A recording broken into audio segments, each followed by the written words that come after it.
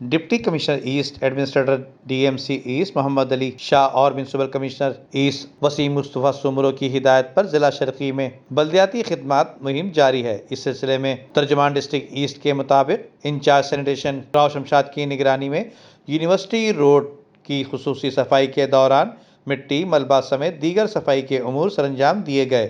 جبکہ روزانہ کی بنیاد پر مختلف یوسیز میں جراثیم کش ادویات کا چھڑکاؤ اور نائٹ سویپنگ کے ذریعے علاقوں کی صورتحال کو بہتر بنایا جا رہا ہے۔ ڈائریکٹر انسداد تجاوزات زاہد بن خلیل کی زیر نگرانی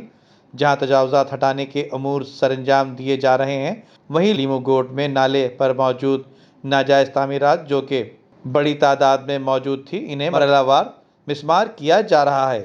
اب تک اس سلسلے میں 6 بڑے آپریشن سر انجام دیے جا چکے ہیں۔ ڈائریکٹر ایڈورٹائزمنٹ کی کاوشوں سے ضلع شرقی کی شاہراہوں کو تقریباً اشتہاری مواد سے آزاد کروا دیا گیا ہے، جس کے بعد شاہراہیں خوبصورت منظر پیش کر رہی ہیں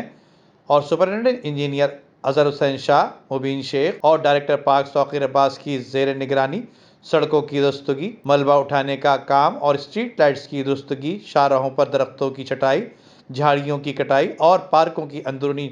صورتحال کو بہتر بنایا جا رہا ہے۔ جبکہ مذکورہ کاموں کے ساتھ چہلم حضرت امام حسین کے پیش نظر جلوس کی گزرگاہوں سمیت مجالس اور امام بارگاہوں کے اطراف بلدیاتی خدمات کی فراہمی کو تیزی سے مکمل کیا جا رہا ہے۔ لیکن دیکھنا اب یہ ہے کہ شاہراہوں پر تجاوزات کے خاتمے کے ساتھ ساتھ سیوک سینٹر کے اطراف حسن اسکوائر کے مقام پر سجی مچھلی اور کڑھائی سمیت دیگر ریسٹورنٹ کے خلاف آپریشن کب کیا جائے گا۔ Nadeem Siddiqui, M7 news, Karachi.